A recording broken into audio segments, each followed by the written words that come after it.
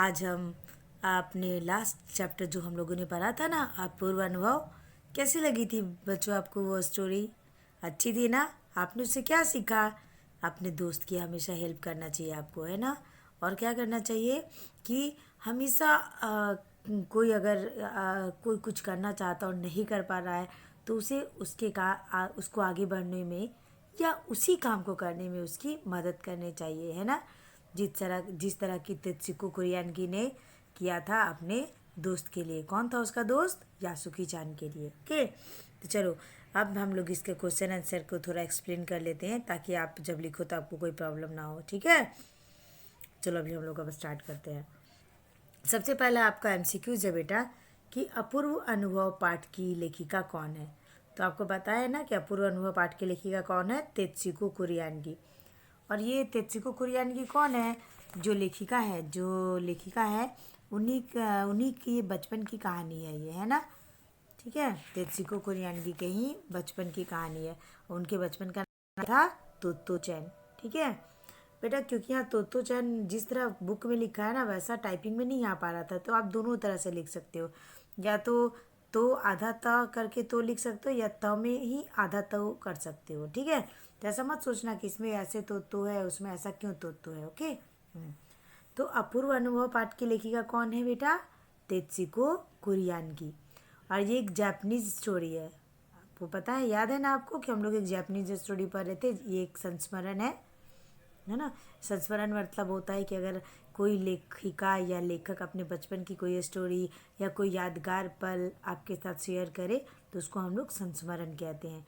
तो क्योंकि अपूर्व अनुभव पाठ में लेखिका तेत्सुको कुरियानगी ने अपने बचपन के दिनों, अपने बचपन के स्कूल जो कि एकदम अनोखा स्कूल था उसके बारे में आपको बताया है, इसलिए यह पाठ क्या है? एक संस्मरण है, जापानी संस्मरण है। क्योंकि वो जो लेखिका तेत्सुको कुरियानगी है वो कहाँ की है? जापान की है।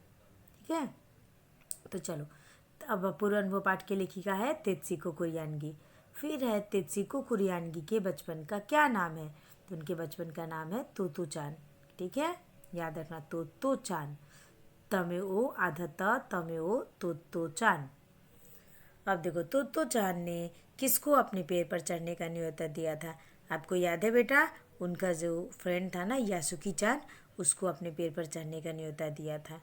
ठीक है, तोतो चान ने किसको अपने पैर पर चढ़ने का न्योता दिया था? यासुकी चान को। तोमोई में बच्चे किसे अपनी निजी संपत्ति मानते थे? अब मैं आपको बता दूं कि तोमोई में बुक में ऐसा क्लियर नहीं किया है कि तोमोई क्या है, लेकिन मैंने आपको एक्सप्लेन करते समय बताया था कि तोमोई जो था वो लेखिका के बचपन का स्कूल था जिसका पूरा नाम था तोमोई एलिमेंट्री स्कूल। ओके, तो कंफ्यूज मत होना कि तोमोई क्या है। तोमोई एक स्कूल का नाम है, तोमोई एलिमेंट्री या प्राइमरी स्कूल, जिसमें लेखिका पढ़ती थी। तो तोमोई में आपको पता है ना कि एक अनोखा स्कूल था जहाँ सभी बच्चों को एक एक पेड़ दिया जाता था जिसे वो अपनी निजी संपत्ति मानते थे। तो जब तक आप ये स्टोरी नहीं सुनोगे ना तब तक आपको ये सारी बातें समझ में नहीं आएगी। इसलिए एटलीस्ट वन टाइम आप, मैंने जो भी वीडियोस भेजती हूँ ना चैप्टर का, एक बार सुन लिया करो। ठीक है, तोमोई में बच्चे किसी अपनी निजी संपत्ति मानते थे तो अपने अपने पेड़ को, मतलब ट्री को। ओके, तोतो चान के साथ स्टेशन तक कौन आया था? तोतो चान के साथ स्टेशन तक कौन आया था? तो कौन आया था? तो रॉकी आया था। अब ये बताओ रॉकी कौन था? अब जिसने स्टोरी ध्यान से सुनी होगी ना, जिसने मेरे वीडियो को ध्यान से सुना होगा वही बताएगा। बताओ, रॉकी लेखिका के डॉगी का नाम था, भूरे रंग का डॉगी था। ठीक है, यहाँ बुक में भी स्पष्ट नहीं किया गया है, लेकिन मैं आपको बता रही हूँ कि ये जो रॉकी है वो भूरे रंग का डॉगी था, कुत्ता था तोतो चान का, यानी लेखिका का। रॉकी कौन था? रॉकी एक कुत्ता था। ठीक है, यासुकी चान तोत्यो चान से कितना बड़ा था? यासुकी चान जो कि तोत्यो चान का फ्रेंड था, वो तोत्यो चान से कितना बड़ा था? तो वो 1 साल का बड़ा था। ओके, यासुकी चान पेड़ पर क्यों नहीं चढ़ पाता था? क्योंकि पोलियो के कारण। यासुकी चान पेड़ पर नहीं चढ़ पाता था क्योंकि उसे पोलियो हो गया था। यासुकी चान ने तोत्यो चान को किस अनोखी चीज़ के बारे में बताया? तो यासुकी चान ने तोत्यो चान को टेलीविज़न के बारे में बताया था, क्योंकि उस समय टेलीविज़न अभी इंट्रोड्यूस नहीं हुआ था वर्ल्ड में, वो नया नया ही था। इसलिए इसलिए यासुकी चान तोत्यो चान को टेलीविज़न के बारे में बता रहा था कि एक अनोखा डब्बा है, घर बैठे ही हम लोग सारी चीज़ें सुमो कुश्ती उस पर देख सकते हैं। सुमो कुश्ती जापानीज़ का एक बहुत फेमस खेल है। यासुकी चान की बहन कहाँ रहा करती थी? तो वो अमेरिका में रहती थी। ठीक है, अब देखो कहाँ में यहाँ चंद्रबिंदु नहीं है ना, लेकिन आप देखो क्योंकि मैं कह रही थी ना टाइप तो आ नहीं जाता थी, कहाँ लिख देना, चंद्रबिंदु लिख देना है। यासुकी चान की बहन कहाँ रहती थी? अमेरिका में। अब देखो पहले एमसीक्यू जाए। अब देखो ये जो फिल इन द ब्लैंक्स है, ऐसा भी हो सकता है कि जब आपके टेस्ट होंगे तो मैं ये सारे फिल इन द ब्लैंक्स को भी एमसीक्यूज में चेंज कर दूँ। तो अब ये मत सोचना कि मैम ने तो एमसीक्यूज में इसको फिल इन द ब्लैंक्स में दिया था।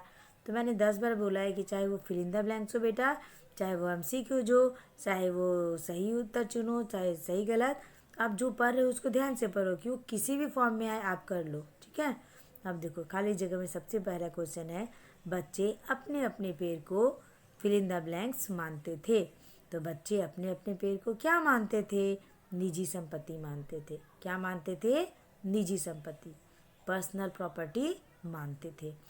तो सपोज मैं एमसीक्यूज में दे दूं कि बच्चे अपने फिल इन द ब्लैंक्स किसको निजी संपत्ति मानते थे, मैं पेड़ लिख दूंगी, मैं घर लिख दूंगी और 4 ऑप्शन ऐसे ही दे दूंगी। तो आपको उसमें से चुनकर लिखना होगा कि बच्चे पेड़ को निजी संपत्ति मानते थे। फिर है सेकेंड नंबर, यासुकी चान को पोलियो था। यासुकी चान को फिल इन द ब्लैंक्स था, इस कारण वह ना तो पेड़ पर चढ़ पाता और ना किसी पेड़ को अपनी संपत्ति मानता था। फिर से सुनो, यासुकी चान को फिल इन द ब्लैंक्स था, इस कारण वह ना तो पेड़ पर चढ़ पाता और ना किसी पेड़ को अपनी संपत्ति मानता था। तो इसका आंसर होगा पोलियो, क्योंकि यासुकी चान को पोलियो था, इस कारण ना तो वह पेड़ पर चढ़ पाता था और ना किसी पेड़ को अपनी संपत्ति मानता था। Third fill in the blanks है, फिल इन द ब्लैंक्स उसके पीछे पीछे स्टेशन तक आया। अब बताओ कौन आया था तोत्यो चान के पीछे पीछे स्टेशन तक? उनका डॉगी रॉकी आया था। तो क्या लिखोगे आप? रॉकी उसके पीछे पीछे स्टेशन तक आया। नेक्स्ट है गर्मी, फिल इन द ब्लैंक्स छुट्टियों के कारण सब सूना पड़ा था। तो आपको पता है नहीं कि उस समय लेखिका के स्कूल में गर्मियों की छुट्टी पड़ी थी, इस वजह से सारा स्कूल में सूना पड़ा था, इसलिए उसने यासुकी चान को अपने पैर पर चढ़ने का न्योता दिया था। तो किसकी छुट्टी के कारण?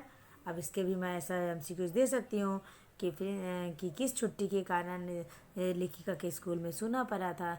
मैं गर्मी की लिख दूँगी, मैं सर्दियों की लिख दूँगी, मैं दुर्गा पूजा लिख दूँगी, लेकिन आपको उससे चुनकर क्या लिखना है? गर्मी की छुट्टियों के कारण सब सूना पड़ा था। नेक्स्ट क्वेश्चन है, उस दिन यासुकी चान ने फिल इन द ब्लैंक्स की एक नई झलक देखी।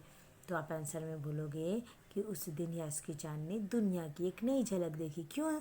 क्योंकि वो पेड़ पर चढ़ने से आने जाने वाले लोग कैसे नज़र आते हैं, ऊंचाई से जब आप नीचे देखते हो तो आपको कैसा महसूस होता है। तो यासुकी चान के लिए तो ये बिल्कुल नई बात थी, इसलिए ऐसा लग रहा था कि यासुकी चान ने इस दुनिया को की एक नई झलक देखी। ओके बेटा, फिर से मैं फिल इन द ब्लैंक्स बोलती हूँ, सुन लो। बच्चे अपने अपने पेड़ को निजी संपत्ति मानते थे। यासुकी चान को पोलियो था, इस कारण वह ना तो पेड़ पर चढ़ पाता और ना किसी पेड़ को अपनी संपत्ति मानता था। रॉकी उसके पीछे पीछे स्टेशन तक आया। गर्मी की छुट्टियों के कारण सब सूना पड़ा था। उस दिन यासुकी चान ने दुनिया की एक नई झलक देखी। अब देखो नेक्स्ट क्वेश्चन है, सही गलत का निशान लगाएं। अपूर्व अनुभव पाठ एक संस्मरण है। सही है ना? सही है। फिर से देखो, अपूर्व अनुभव पाठ एक संस्मरण है। सही। तुम्हें विद्यालय अमेरिका में है। बताओ ये सही है कि गलत है? क्या लेखिका अमेरिका में रहती थी कि जापान में रहती थी? लेखिका जहाँ रहेंगी स्कूल तो वहीं होगा ना बेटा। तो तुम्हें विद्यालय जापान में है, अमेरिका में नहीं है, इसलिए ये गलत है। थर्ड नंबर, घर से निकलते समय तोत्यो चान ने माँ से झूठ बोला। सही बात है। उसने झूठ क्यों, लेखिका ने झूठ क्यों बोला कि अगर वो माँ से बोलती तो क्योंकि ये उसके फ्रेंड को पोलियो था, वो उसे पेड़ पे चढ़ने से मना कर देती, इसलिए उन्होंने झूठ बोला कि वो सिर्फ उसके घर जा रही है। यासुकी चान को पेड़ पर चढ़ने का मन नहीं था। सही है कि गलत? गलत है। यासुकी चान का तो पेड़ पर चढ़ने का बहुत मन था, उसे भी मन था कि वो पेड़ पर चढ़ने से दुनिया कैसी नज़र आती है वो भी देखे। फिफ्थ नंबर है, यासुकी चान को तोत्यो चान पर भरोसा था। सही है कि गलत? है। तभी तो मैंने कहा ना कि एक फ्रेंड को दूसरे फ्रेंड पे के भरोसा होना चाहिए, विश्वास होना चाहिए, जैसा कि यासुकी चान को तोत्यो चान पर भरोसा था। ओके, तो यासुकी चान को तोत्यो चान पर भरोसा था, सही बात है। अब देखो नेक्स्ट क्वेश्चन है, किसने किससे कहा। ठीक है, फर्स्ट क्वेश्चन है, मैं यासुकी चान को अपने पैर पर चढ़ने देने वाली हूँ। याद है ना आपको, जब लेखिका का डॉगी उनको स्टेशन तक छोड़ने आया था, तो उन्होंने अपनी माँ से तो नहीं कहा डर के मारे कि वो मना कर देंगे, लेकिन उनसे अपने डॉगी से बोले बिना रहा नहीं गया। तो उसने डॉगी से कहा कि मैं यासुकी चान को अपने पैर पर चढ़ने देने वाली हूँ।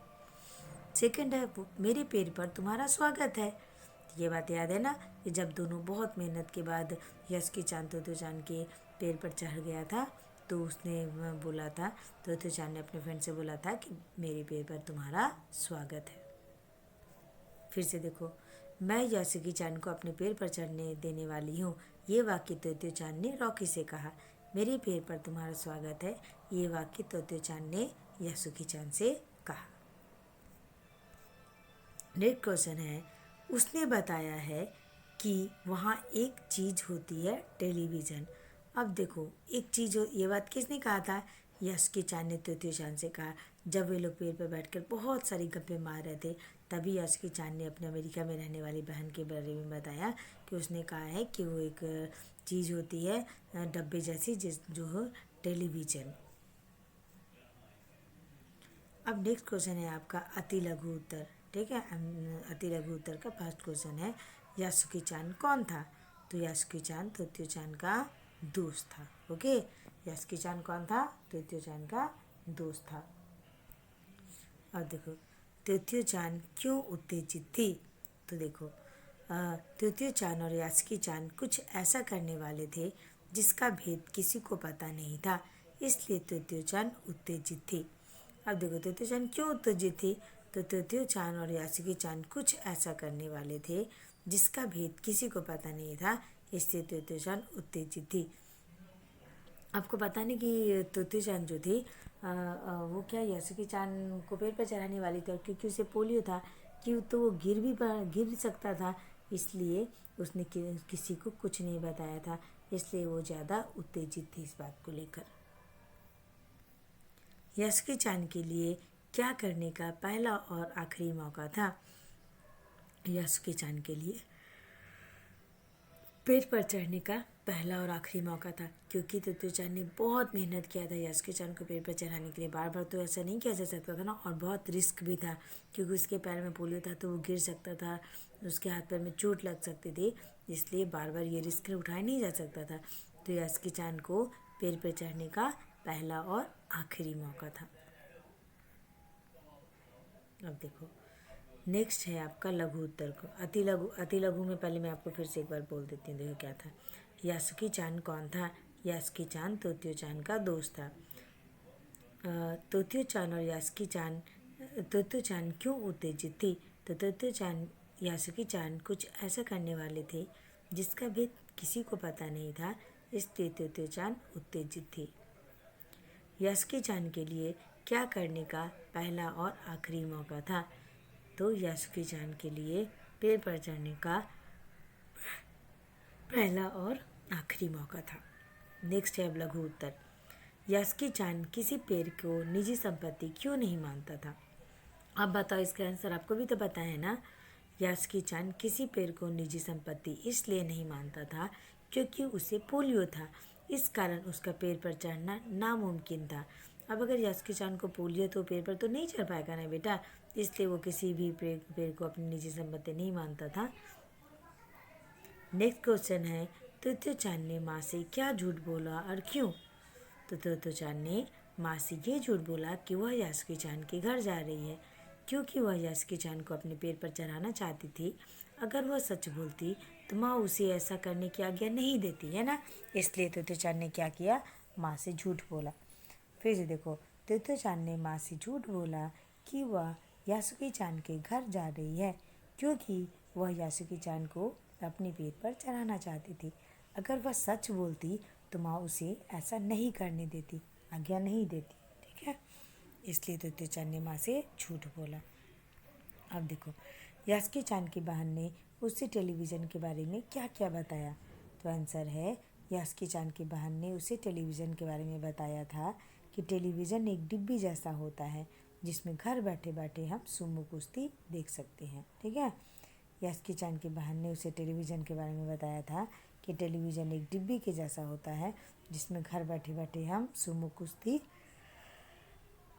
देख सकते हैं। ठीक है, अब देखो बेटा, नेक्स्ट अब हम लोग व्याकरण पे आते हैं। अब देखो व्याकरण में क्या है कि इस बार आप लोगों को विराम चिन्ह के बारे में बहुत सारे क्वेश्चन आंसर थे। देखो, सबसे फर्स्ट चैप्टर में संज्ञा के बारे में था, तो मैंने आपको संज्ञा के बारे में बताया था। दूसरे चैप्टर में सर्वनाम के बारे में था, तो मैंने सर्वनाम के बारे में बताया। अब इस चैप्टर में आपको विराम चिन्ह के बारे में पढ़ना था, तो मैंने थोड़े ग्रामर बुक से विराम चिन्ह का डेफिनेशन आपको लिख के दिया है। आपकी बुक में जो था ना वो परफेक्ट नहीं था, तो ये जो डेफिनेशन है ना आपकी बुक का नहीं है, लेकिन आप लिख लेना, आप ज़्यादा अच्छा से समझ पाओगे। ठीक है, तो मैं जो बोल रही हूँ ना ध्यान से सुनना। अभी मैं आपको विराम चिन्ह के बारे में बता रही हूँ। व्याकरण में मैंने विराम चिन्ह से ही स्टार्ट किया और मैंने ग्रीन कलर से कर दिया ताकि आपको अंदर पता चले। ठीक है, तो देखो, बात करते समय हमें बीच बीच में रुकना पड़ता है, कभी थोड़ा तो कभी अधिक। कभी इसी भांति लिखते समय भी हमें कुछ जगहों पर ठहरना पड़ता है। इस ठहराव को विराम कहते हैं।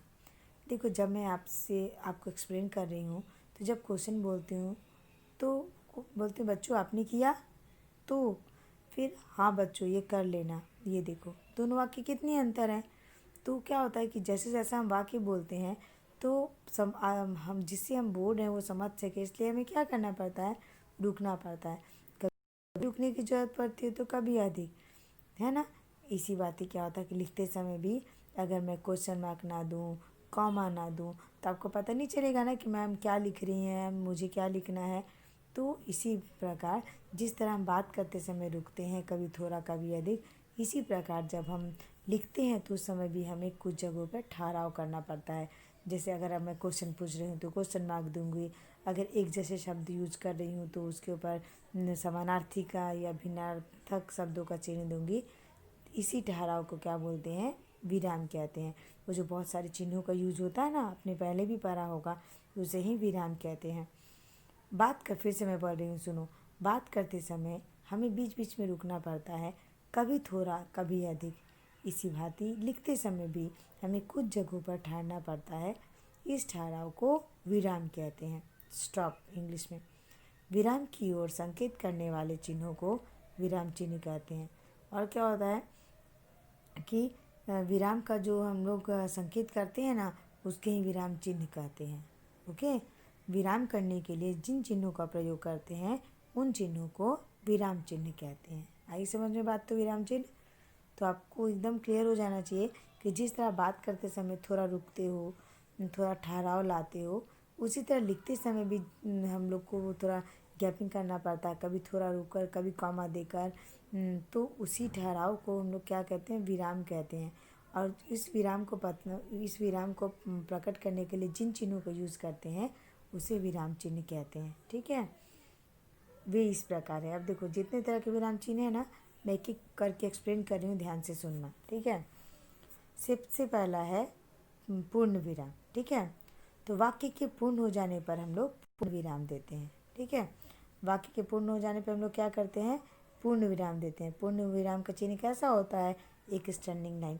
जब एक वाक्य ख़त्म होता है तो जैसे इंग्लिश में आप फुल स्टॉप देते हो, हिंदी में हम लोग विराम चिन्ह देते हैं एक स्टैंडिंग लाइन के साथ। फिर देखो, एक बात पूरी हो जाने पर थोड़ी रुकने के लिए अर्ध विराम। ठीक है, मान लो कोई वाक्य में हम लोग कभी पूरा नहीं हुआ है, थोड़ा अभी, लेकिन अभी पूरी हुई नहीं है, तो थोड़ा अगर रुकना हो तो वहाँ पे अर्ध विराम, एक दो डॉट का जो स्लैश होता है ना, उस चिन्ह को हम लोग अल्प विराम कहते हैं, अर्ध विराम कहते हैं। ठीक है, क्या कहते हैं, अर्ध विराम। ओके, अब देखो, अर्ध विराम की अपेक्षा कम रुकने के लिए अल्प विराम, लेकिन उससे भी कम रुकना हो तो हम लोग कौन सा चिन्ह देते हैं, अल्प विराम चिन्ह देते हैं। देखो, सबसे वाक्य कंप्लीट हो गया तो पूर्ण विराम, फिर थोड़ा रुकना है तो अर्ध विराम, लेकिन उससे भी कम रुकना है तो हम लोग कौन सा चिन्ह यूज़ करते हैं, अल्प विराम।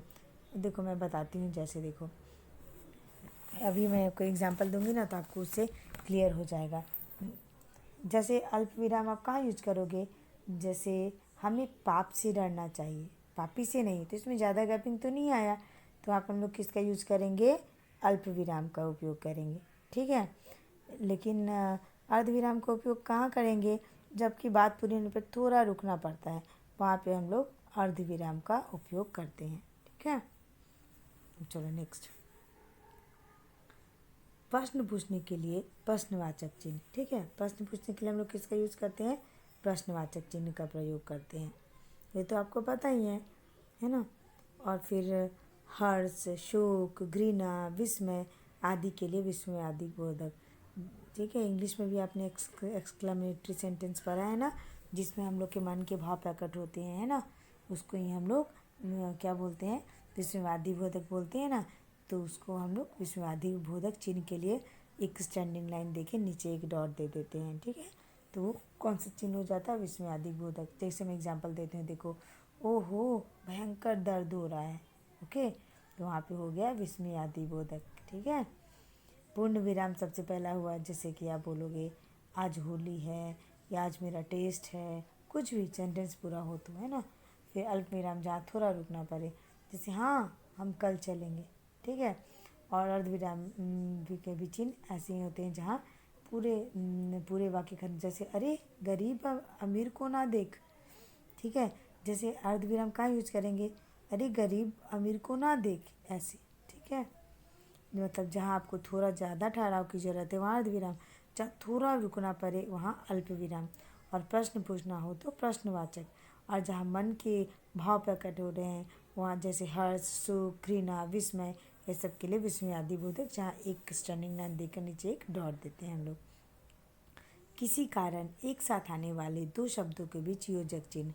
ठीक है, मैंने बताया ना, जैसे आप बोलोगे कैसे कैसे, जैसे जैसे, फल फूल, मतलब एक जैसे जो शब्द होते हैं ना उनके बीच हम लोग योजक चिन्ह डालते हैं।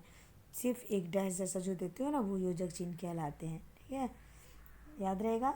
माता पिता, दिन रात, सुख दुख, ये सब किसके एग्जाम्पल होंगे, योजक चिन्ह के एग्जाम्पल होंगे। अब देखो, कथन से पूर्व उदाहरण देने के लिए, संवाद लिखने आदि के लिए निर्देशक चिन्ह। हम लोग जैसे आप बोलते हो ना जैसे, ठीक है, जैसे लिख कर क्या करते हो, दो डॉट देते हो ना, उसको हम लोग क्या बोलते हैं, हम लोग उसको बोलते हैं निर्देशक चिन्ह। ठीक है। जैसे किसी का भी जैसे बोलो, एक डैश देख के हम लोग बहुत सारे एग्जाम्पल लिखे हैं, उसी को कहते हैं। ठीक है। उसके बाद है किसी के कहे शब्दों को जो का त्यों उद्धृत करने के लिए उदाहरण चिन्ह। मान लो आप कोई ऐसा सेंटेंस है जिसको आप फिर से रिपीट करने वाले हो, लेकिन उस पर विशेष जोर देना है, तो हम लोग उसको इंग्लिश में जो आप इन्वर्टेड कॉमा बोलते हो ना, इंग्लिश में उसको उद्धरण चिन्ह बोलते हैं। इन्वर्टेड कॉमा को क्या बोलते हैं, उद्धरण चिन्ह बोलते हैं। तो हम लोग उसमें उद्धरण चिन्ह लिखते हैं। ठीक है, जब कोई खास बात बोलना हो जिस पे किसी का खास ध्यान जाए तो उस पर इन्वर्टेड कॉमा को हिंदी में उद्धरण चिन्ह बोलते हैं। ठीक है, आई समझ में बात।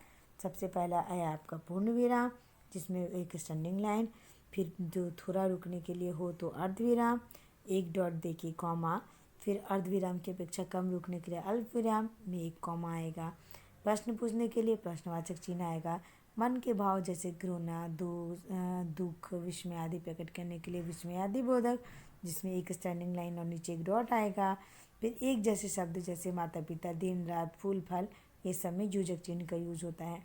और सपोज आप किसी चीज़ का उदाहरण दे रहे हो जैसे, ये सब लिखने के लिए सिर्फ एक डैश आता है। ठीक है। फिर किसी के कहे गए शब्दों को जो का त्यों उद्धृत करने के लिए, जिससे हम लोग इन्वर्टेड कॉमा में लिखते हैं ना, जिससे बात पे जोर पड़े, तो हिंदी में उसको उद्धरण चिन्ह बोलते हैं। ओके बेटा, अब देखो मैं आपको एग्जाम्पल दिखा रही हूँ। ठीक है, देखो, दिए गए अनुच्छेद में उचित स्थान पे सही विराम चिन्ह का प्रयोग करें। आपको वाक्य दिया हुआ है, उसमें उचित विराम चिन्ह का उपयोग करना है। ठीक है, देखो जैसे फर्स्ट क्वेश्चन है, काफ़ी मेहनत के बाद दोनों पेड़ की द्विशाखा पर थे। यहाँ पे आपको एक पूर्ण विराम देना है क्योंकि वाक्य पूरी हो रही है। पसीने से तरबतर, देखो ये क्या है कि एक जैसे शब्द है ना, तो यहाँ पे हम लोग योजक चिन्ह का यूज किए हैं। पसीने से तरबतर, ये हुआ योजक चिन्ह। अपने बालों को चेहरे से हटाते हुए तो चैन, में हम लोग डैश देंगे क्योंकि एक जैसे शब्द हैं। ने सम्मान से झुककर कहा, मेरे पैर पर तुम्हारा स्वागत है। अब क्योंकि इस बात पे ज़्यादा जोर देना है, ये मन के भाव हैं, तो ये इन्वर्टेड कॉमा में आएंगे। यश की चांद में आपको पता ही है कि योजक चिन्ह आएगा। यश की चांद डाल के सहारे खड़ा था, कुछ झिझकता हुआ वह मुस्कुराया। सेंटेंस कंप्लीट है, पूर्ण विराम। तब उसने पूछा, क्या मैं अंदर आ सकता हूँ? तो ये क्या है बेटा, ये इन्वर्टेड कॉमा और क्वेश्चन मार्क दोनों होंगे। ठीक है, देखो मैंने क्या किया है, रेड लाइन से दिया है, तो आप जब लिखोगे ना सेंटेंस, तो आप भी कुछ ऐसा ही करना। आप क्या करना कि एक ब्रैकेट बना बना कर तब लिखना, क्योंकि आप तो कलर चेंज नहीं करोगे ना। आप ब्रैकेट बना कर ये योजक चिन्ह अच्छा से, विराम चिन्ह का प्रयोग अच्छा से करना। ठीक है, चलो आगे देखो। दिए गए वाक्यों में गलत विराम चिन्ह का प्रयोग हुआ है, आप सही विराम चिन्ह का प्रयोग करके लिखिए। यहाँ पे गलत विराम चिन्ह का प्रयोग हुआ है, आपको सही विराम चिन्ह यूज करना है। बच्चे अपने अपने पैर को निजी संपत्ति मानते थे। अब देखो यहाँ वाक्य तो कंप्लीट नहीं हुआ था, लेकिन पूर्ण विराम का चिन्ह है, तो ये तो गलत है। अपने अपने एक जैसे शब्द दो बार आए थे, यहाँ पे योजक चिन्ह का यूज होगा यानी डैश आएगा। तो आप क्या करना, पूर्ण विराम हटाकर अपने अपने के बीच में चिन्ह डाल देना। सेकेंड नंबर है, माफ़ कीजिए क्या मैं अंदर आ जाऊं? अब देखो माफ़ कीजिए तो क्वेश्चनवाचक कोई क्वेश्चनवाचक तो नहीं था बेटा, इसलिए यहाँ पे ये गलत है, प्रश्नवाचक नहीं आएगा, है ना।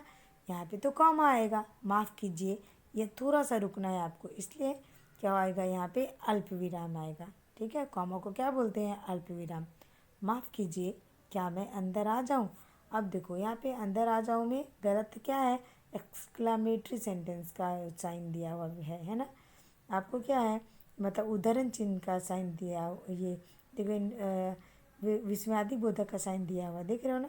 लेकिन यहाँ तो क्वेश्चन मार्क है, तो आपको प्रश्नवाचक चिन्ह का साइन देना है। माफ़ कीजिए में कॉमा, क्या मैं अंदर आ जाऊँ में प्रश्नवाचक। वे बड़ी देर तक पेड़ पर बैठे बैठे इधर उधर के गप्पे लड़ाते रहे। अब देखो यहाँ पे इधर उधर में उन्होंने योजक चिन्ह नहीं डाला है, तो एक जैसे शब्द हैं तो योजक चिन्ह आएंगे। और गप्पे लड़ाते रहे तो प्रश्नवाचक तो है ही नहीं, ये तो एक वाक्य कंप्लीट हुआ है, तो यहाँ पे हम लोग किसका मार्क्स देंगे, पूर्ण विराम का। ठीक है, तो यहाँ पे मैंने पूर्ण विराम का दिया है। वाह, तो ऐसा होता है पेड़ पर चढ़ना। देखो वाह में पूर्ण विराम दिया है, जबकि यहाँ पे कौन सा आएगा, एक्सक्लेमेटरी सेंटेंस, विस्मयादि बोधक। विस्मयादि बोधक का साइन कैसा होता है, एक डंडी देकर एक डॉट। तो यहाँ पे हम लोगों ने वो किया, डंडी हटाकर एक डंडी देकर डॉट देना है। और ये प्रश्नवाचक तो है ही नहीं, ये तो एक सेंटेंस कंप्लीट हुआ है, तो हम लोग यहाँ पे पूर्ण विराम देंगे। अभी देखो नेक्स्ट क्वेश्चन। द्विशाखा शब्द द्वि और शाखा के योग से बना है। द्वि मतलब क्या होता है, दो, और शाखा का मतलब डाली। ठीक है, आज जो मैंने आपको संस्कृत के वीडियो सेंड किए हैं उसमें संख्या पढ़ा है ना आप लोगों ने। द्वि मतलब टू, दो। तो द्वि संस्कृत भाषा का संख्यावाची शब्द है जिसका अर्थ है दो।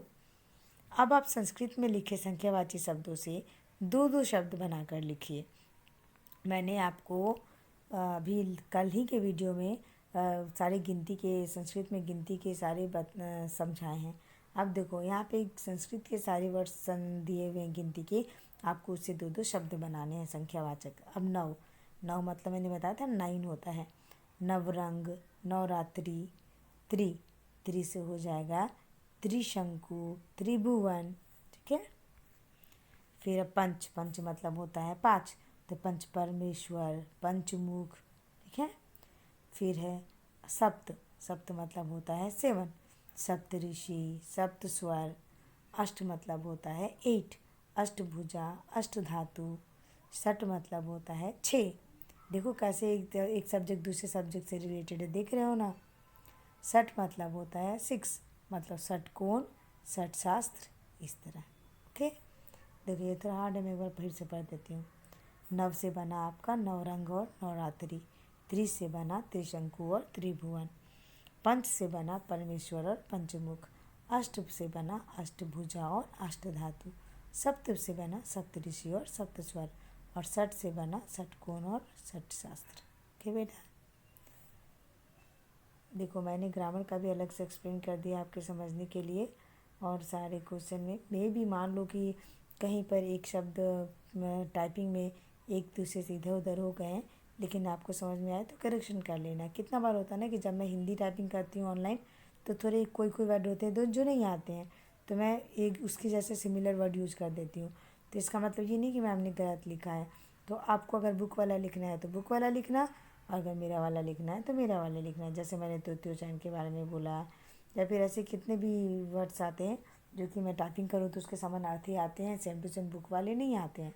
तो आप गलत मत समझना, आप बुक वाला लिख लेना या मेरा लिखना, जो सही लगे। ओके बेटा, चलो अब हम लोग नेक्स्ट क्लास में मिलेंगे। आपको मैंने एक भी निबंध लेकर नहीं पढ़ाया है ना। नेक्स्ट क्लास में आई थिंक कि मैं निबंध आपको पढ़ाऊँगी, ठीक है। चलो टिल देन बेटा, अभी जो मैं PDF सेंड करूँ ना, अच्छे से फैब में अच्छे से लिख लेना और MCQ पे विशेष ध्यान देना, क्योंकि क्वेश्चन तो आपको उसी के आएंगे ना। और बाकी सभी जब टेस्ट होंगे तो लॉन्ग क्वेश्चन भी आएंगे, तो अच्छे से पढ़ाई कर लेना। Okay, don't give me excuse कि मैम कंप्लीट नहीं हुआ है। Okay, I don't want any excuses, you have to complete your work at any cost, because अभी आप बहुत फ्री हो, है ना। टीवी मोबाइल का यूज़ खेलने में मत करो ज़्यादा, पढ़ने में करो, यूज़ करो, है ना। ये समय जो बीत रहा वापस नहीं आएगा, भले कोरोना चला जाएगा लेकिन ईयर वापस नहीं आएगा बेटा, है ना। आपको अपने साल को यूटिलाइज़ करना है। अगर आप 7 में हो तो 7 वाला नॉलेज होना चाहिए आपको, है ना। चलो बेटा, बाय बेटा, टेक केयर, है ना।